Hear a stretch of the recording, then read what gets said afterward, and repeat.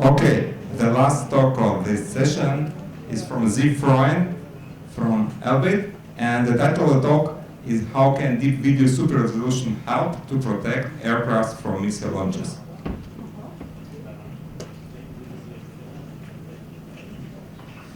Okay, hi everybody, I'm Ziv, I'm from Elbit System. Elbit is the largest defense company in Israel, one of the biggest in the world.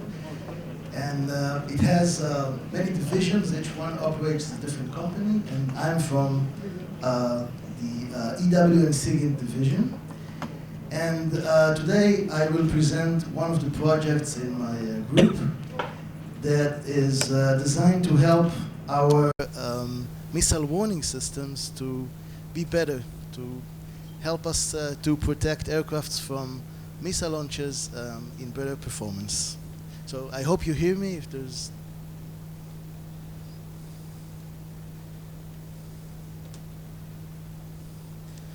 So let's start with just understanding what are we trying to do. And we're trying to protect aircrafts from missile fire to them. And the threat is terrorists, taking a missile that is 1 meter long on their shoulder and just aiming it to an aircraft and trying to bring it down. And maybe one of the biggest threats is on civilian transportation. So what we're trying to do is we're trying to detect that there is a missile launch at us. We're trying to classify, to understand which type of missile, and then also to handle it by directing a laser countermeasure to the missile and then jamming it and avoiding it from hitting the platform. So I don't know if you're familiar with that, but actually all of Israel's civilian aircrafts are equipped with our systems. So when you're flying in El Al or Arkia, so you're protected. Maybe if Bibi didn't take the system, so you can check for yourself. So you can see this is the system. Okay. So if you go to the aircraft, take a look. If you see that, then it's okay. If not, well. So how do we operate such a system? So the idea is that these missiles, they are passive. Okay, they lock on the platform by following the engine of the platform. So they do not emit any energy other than their own engine. So the only way to detect them is to look for them, look in visual sensors. And the best spectral band to look for these missiles is in the IR domain. This is where you get the best SNR when you look at the emission, versus the noise. But IR sensors are really, really expensive. I mean, you can't just put 100 sensors around the aircraft. So you need to have as few sensors as possible to make the system cost effective. So our sensors are wide field of view. This means that each sensor is assigned with a sector around the platform, about 100 degrees, 120 degrees. So if you were hoping to see exciting videos of missiles flying in the air, so I'm sorry, because this means that the resolution of our sensors is really, really poor. Like, 1 pixel will see a few meters. And this means that all the energy from the missile will be concentrated in a single pixel in the image. So you can see it here. This is an example. I hope you see something. This point is a missile. It's a really, really strong one. Okay. And just to be more formal. So when I say a point target, I mean that the target is concentrated in a single pixel in the image, but not just that. It's so small that it's actually additive to the background. So if I have an image and then in some pixel a missile is launched, then the gray level in that pixel will be the background intensity from the previous frame added to the missile intensity. Okay, so we want to design such a system. So understand, we're looking for just a small change in one of these pixels, and using this change, we have to build a perfect system with no false alarms and with really, really high probability of detection. So we cannot do it in just one pass. So we have to divide it into a few cascades to handle the complexity of the problem.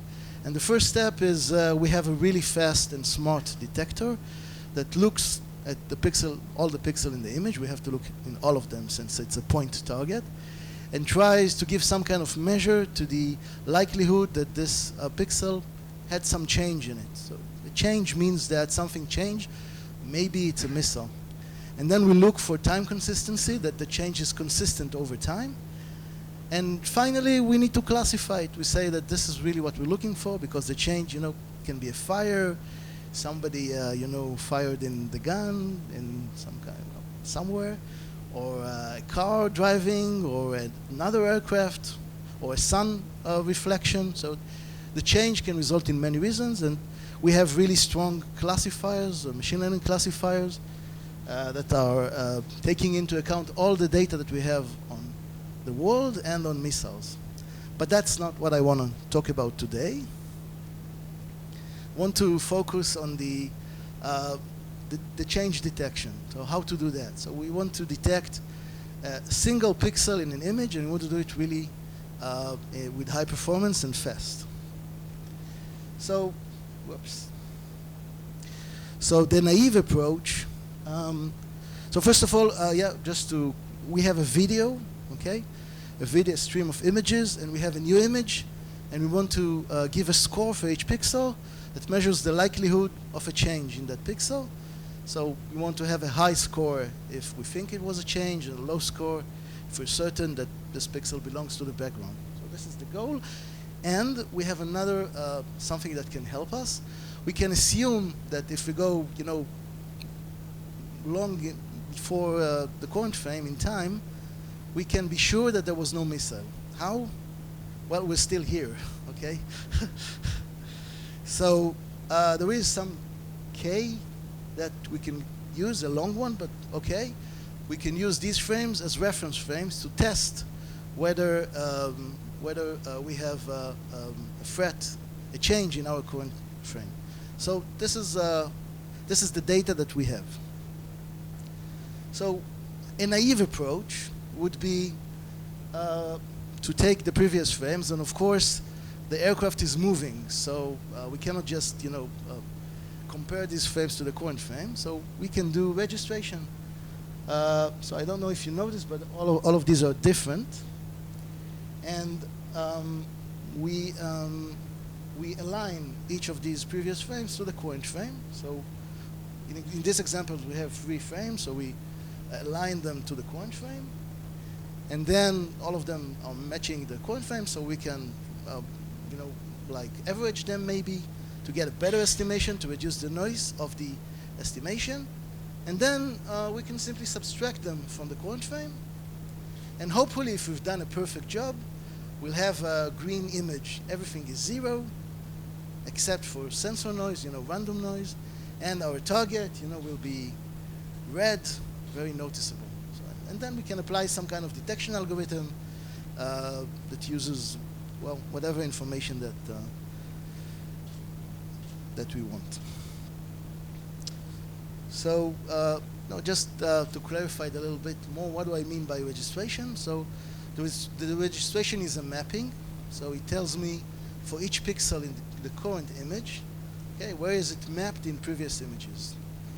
Okay, so it's really just 2 functions telling me what is the x and the y for a pixel in the current image. And how do I find these transformations, these functions? Well, since we're talking about short periods of time, not like days or years, just look, a few seconds before, we can assume that the optical flow assumption is valid, which means that the intensity of the image in the same pixel stays the same. So if I can map my pixel in the current frame to its location in a previous frame, I can expect that the intensity will be the same, and I can solve an optimization problem that minimizes the intensity of the current image to the intensity of the previous image for each pixel. So I take every pixel in the current image, maps it to a previous pixel, looks at the difference, and try to minimize that, and solve it for the two functions. So I can, how do I solve this? I can parameterize the functions. For example, build some kind of transformation, a affine transformation, so I have like 6 parameters to optimize. Or I can optimize the functions themselves using variational methods. Or recently I can use deep learning. So, you know, that's, well, okay, not so recently. But this is the first paper that did registration using deep learning. It's called FlowNet. The idea is simply to plug into the network the previous frame and the current frame, and to train a network that learns. The architecture is unique, but here they do some new layer that I won't go into. But at the end, the output is the mapping. So it's an image of the translations of each pixel in the current image to the previous image. And they are trained supervised, and today, of course, there are much better papers than this one. And if we look, for example, on the Kitty benchmark, the Kitty benchmark is an open benchmark for optical flow. So you can see that deep learning is not the best. So if we look, so this is the accuracy, the error in pixels, and this is the time, the processing time per frame. So you can see that the leading methods are actually variational methods, but look at the time. They're doing a frame in 300 seconds, so that's not practical. The first deep learning method is the 4th line. So it's pretty much the same in accuracy, but much, much faster. So that's a good way to practice if you're interested in registration in real-time systems and get amazing performance that you cannot get in parameterized functions, like the first option. But that's also just on the way to where I want you to come with me. Okay, so registration is only one part of estimating the backgrounds because we're not done. So great, we know the location of each pixel in a current image in a previous frame, but I need the intensity, and I have a problem. Because if you look on the right, so imagine that this is the grid of the previous frame, and all of these gray rectangles are the grid of the previous frame, and when I map the pixel in my current frame, it falls between the pixels. So I know the exact intensity of the pixels in the grid, but of course I don't know what is happening in the middle. And this is where my pixel lied in the previous frame. So I need to do some kind of interpolation. If I don't do interpolation, it will be horrible, okay? And what interpolation? So, if we go to the naive approach, well, we can do nearest neighbor and linear interpolation, and what is considered a good practice, bicubic interpolation. But still, if we do that, we're still far from where we want to be, because you can see that, okay, we're doing good if, the images, the gradients are low, but when the gradients are high in edges, so you can see that our interpolation is really, really bad. So even with perfect registration, our interpolation is killing us, okay, in the edges, because we don't know the actual value. The edge is, so fast in means of, the spatial dimension that we do not have enough sample frequency to measure it, and just doing an interpolation for the same for all the pixels, it's not good enough. So can we do better?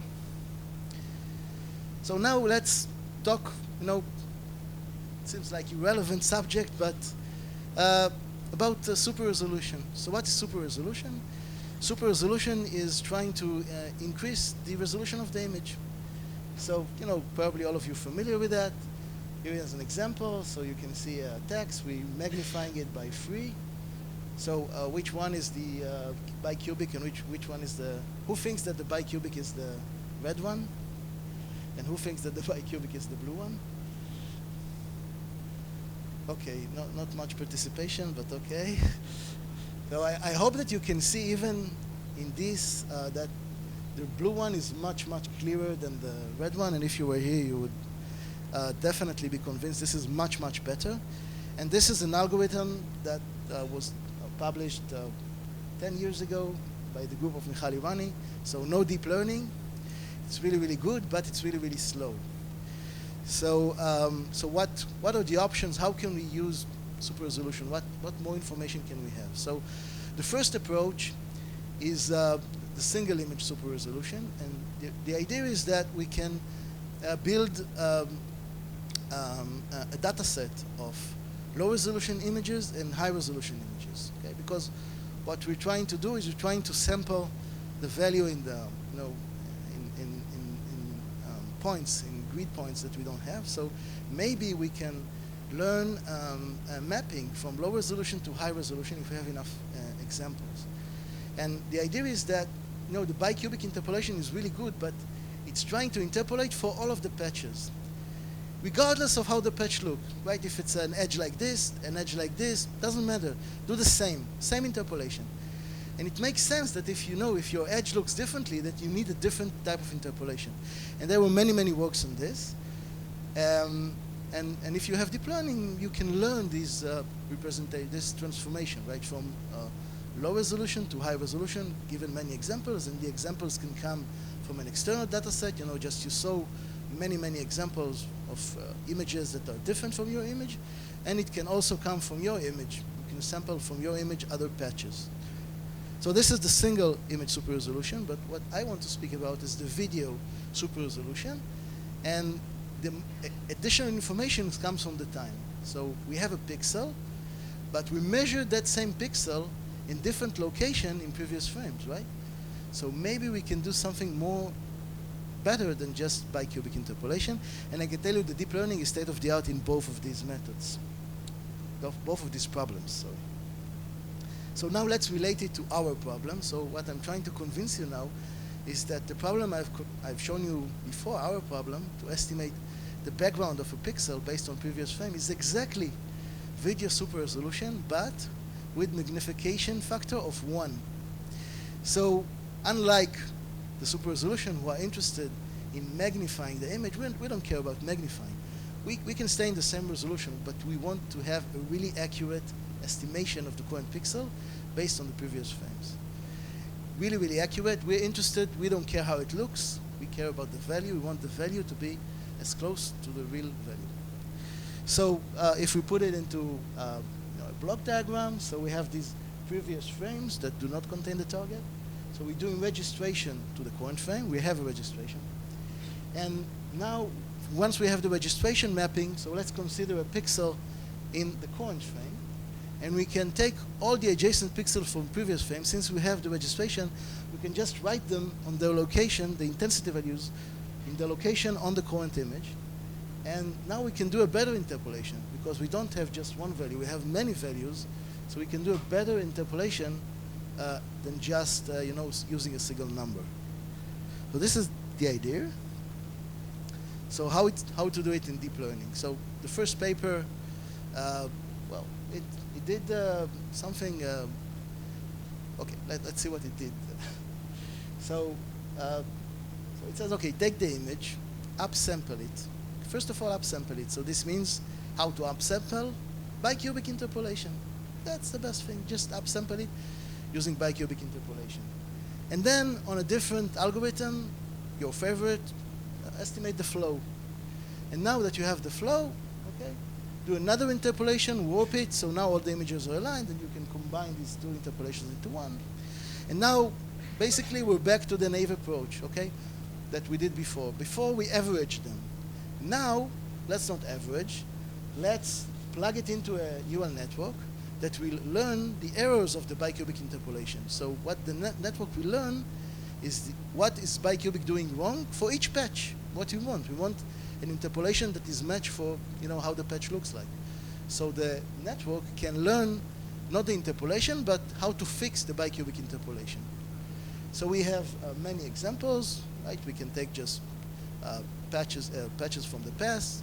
We have the patch in the current frame. We know the value that we expect because we have it. So we can do it in a self-supervised manner, and just train the network to do this, and this indeed achieves much better performance than the bicubic interpolation. But can we do better? And yes. So there are two things that are missing, to my opinion, in the previous paper. and this is a more recent paper. And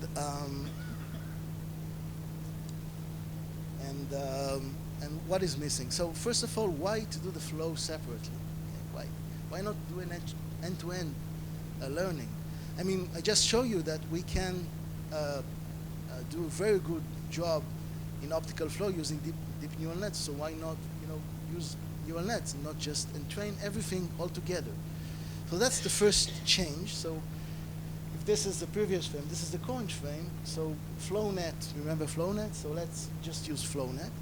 The output of the FlowNet would be the translation functions, right? The matching functions. So we need to take these functions and somehow create the image, the aligned image, right? So this is the warping, okay? And we need to do it in a differentiable manner, right? Because we want to train end-to-end, so this block has to be differentiable. This block that takes the image, takes the transformations, and makes an aligned image. So that's the first thing.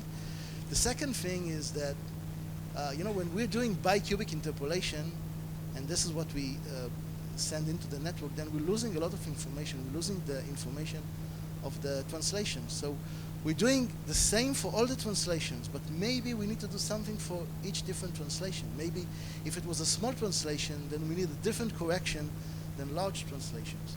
And when we're doing the bicubic interpolation, before we're aligning everything, and the network, it doesn't receive that information at all.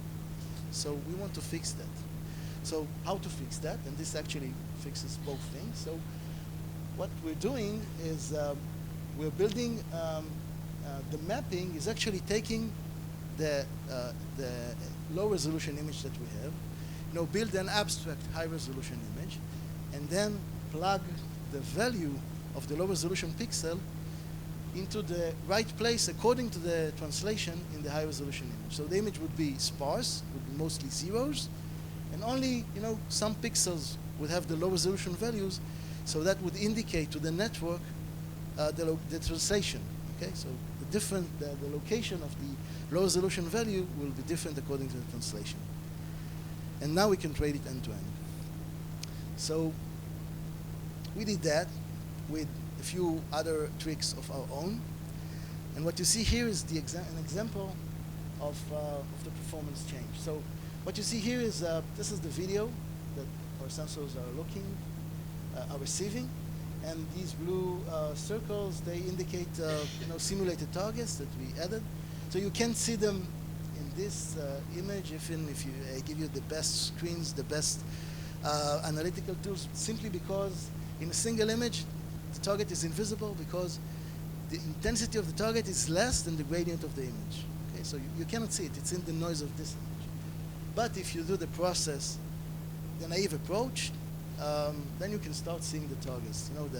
We register previous frames, estimate the background, subtract, and now you can start to see the targets. The red circles indicate that we did not detect these targets. If there is a red circle, then it wasn't detected in the naive approach. And you can see that when you do the bicubic interpolation, you get a lot of noise because the interpolation is not perfect, or maybe the registration is not perfect.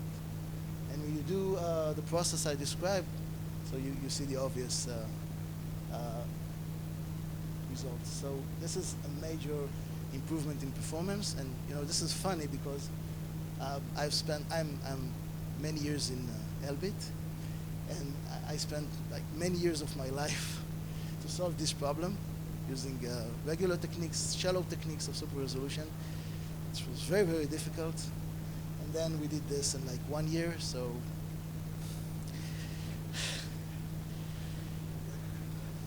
no. All of it in some way. So so this is not the only point. Actually, just to finalize, final remarks. Actually, Elbit, my division, EW and SIGINT. So this is what you just show. What I just show you is just a small portion of what we do. Actually, the main business of Elisra is electronic signals. So most of the projects that we have are in the field of 1D. Okay, so we have a signal that be measured. It can be an electronic signal, it can be a communication signal, it can be a radar signal. And we're trying to do things on it, like classify it, understand its location, understand what is this kind of transmission. Have we seen it before? Do we need to alert someone?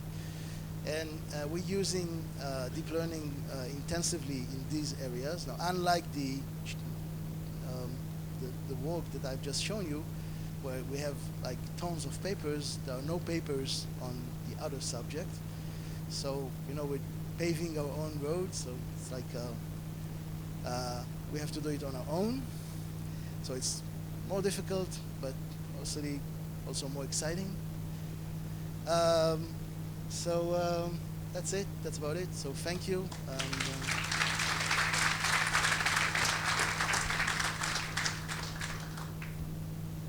Thank you, Ziv, for the great talk. And we have time for questions.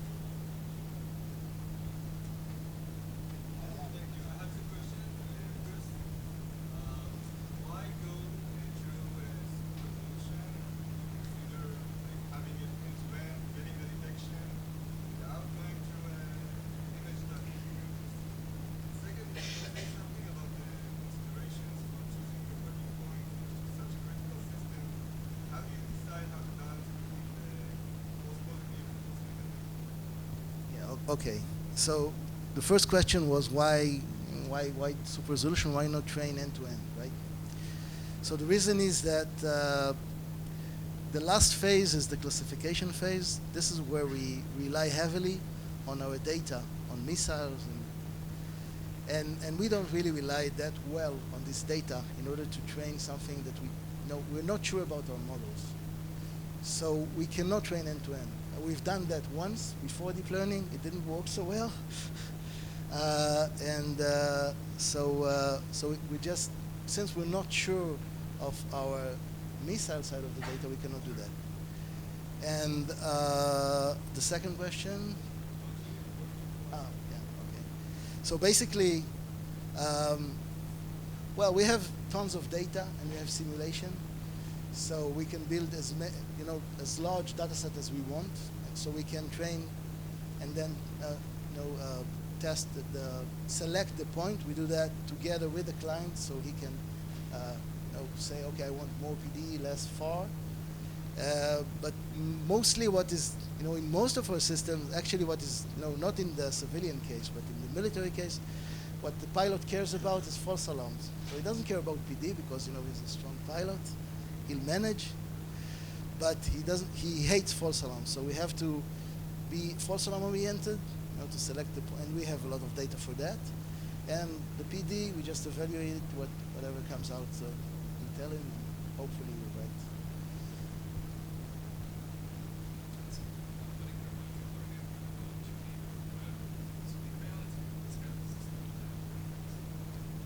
Yeah, so I don't know if you've been yesterday in the hardware session here. So the advantage is that this can run in parallel, so we can use GPUs. I think that the technology is not set yet. So we have many alternatives. You've heard many of them yesterday, and all of them are interesting, but we don't know yet. So we have, right now we're in GPUs, we're in FPGAs, implementing these ideas. Yes. Well, this will speak later in private, maybe.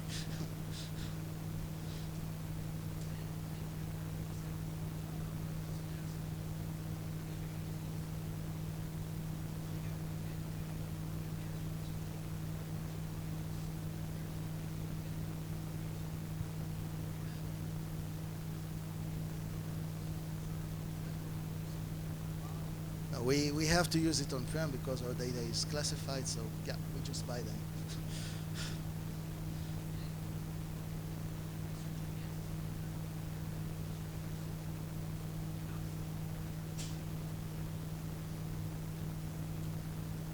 Yeah, that's an issue, but yeah, basically.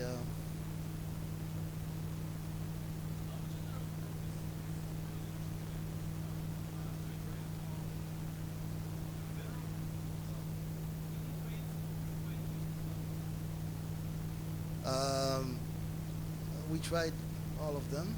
We tried both fine-tuning, we tried learning on our own. Our data set is different because it's in the IR domain. So we're doing some kind of combination between the two. You know, I said about the tricks, so this is one of the tricks. So let's see.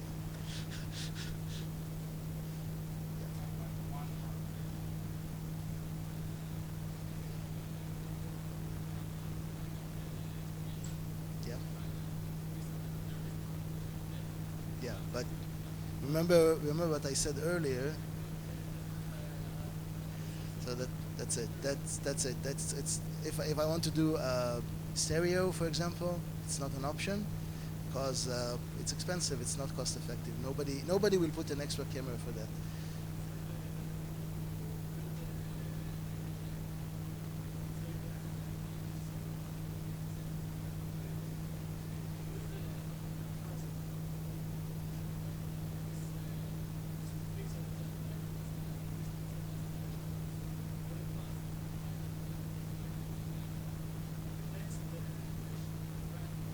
Yeah.